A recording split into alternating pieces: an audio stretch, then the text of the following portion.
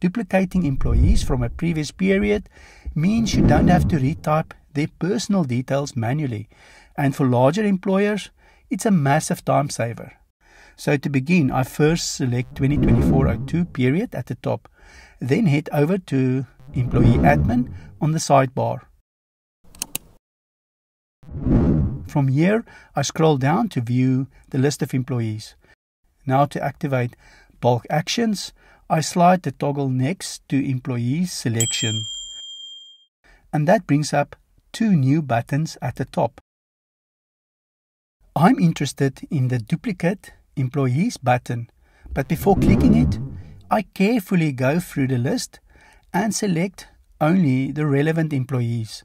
You'll notice that a few employees are not selected. That's because they were no longer employed during the 2025-02 period, the one we're submitting now. Once I've selected everyone who should be carried forward, I click Duplicate Employees, choose the new period, 2025-02, and hit OK.